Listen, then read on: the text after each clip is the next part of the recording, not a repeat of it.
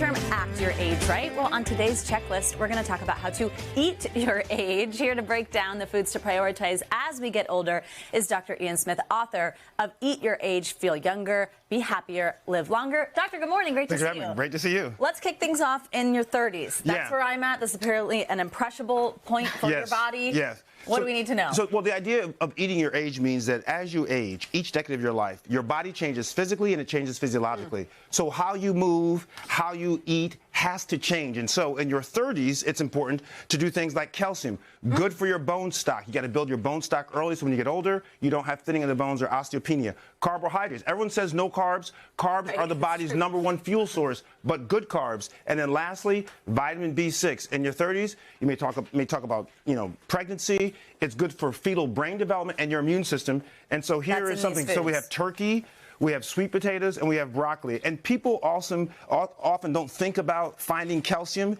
in non-dairy products. Right. There is calcium all over the place in non-dairy foods. In all of these? Which ones? Right. And so in your sweet potatoes and your broccoli, you can get it. And the idea is, in the book, is I want to show you not only what your power nutrients are for each decade, 30 starting, but also where to get it from. Wow, awesome. We love it. Okay, so here we go. Dr. Ian, for those of us who might be turning 40 this year. Lucky you. Don't brag. I'm 55. Well, you don't look it because you've been eating right.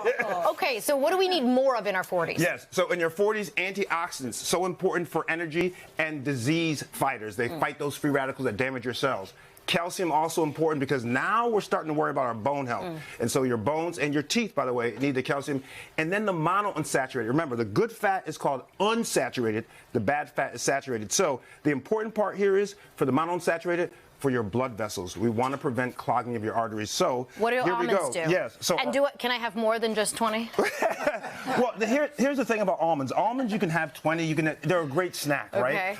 And so we love almonds for that. But we also believe that when you have these types of foods, that not only are you going to stock up, but you're going to also give yourself that energy, right? So we want our omega-3s. We also say, listen, for that calcium, we need to get that into our bones, to mineralize our bones. So these are just a few of the things that you can have very easily to get yourself ready in your 40s. And try not to have the whole bag. That's right. All Here we go. Go on down the line. Okay, this is your decade. All right, this is my decade, right? I think I've known you since you were in your 20s. Absolutely. WNBC, you started me. So here we are. So here we are in our 50s. We're worried in our 50s about making sure that we have bone health and heart health. So we have protein. Protein is extremely important for our building block for our muscles. As we get older, we have to realize we need good muscles, resistance training, not just cardio.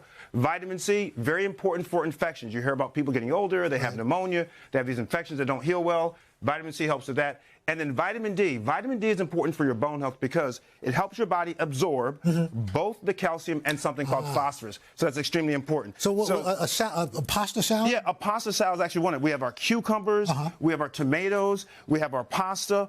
All these ingredients here are taking all this, because the idea behind the book is to take these power nutrients and put them in here. And then you've got some cheese for the protein? And we have some cheese for our protein, absolutely. So cheese is great for the protein, but also you can do other things like this. Right, like we're talking 60s and beyond. 60s is about making sure that you have cognitive health, making sure your immunity and your strength. So omega-3s, heart healthy, brain healthy. Like fish? That fish. My favorite fish is salmon. Fiber is important because we want to keep ourselves regular, our gastrointestinal tract. So that's also in our asparagus. And then also our protein.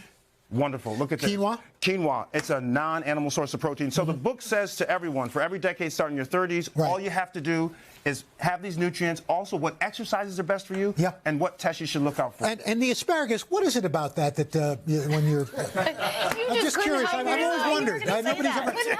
What's the deal on that? That gives you a little...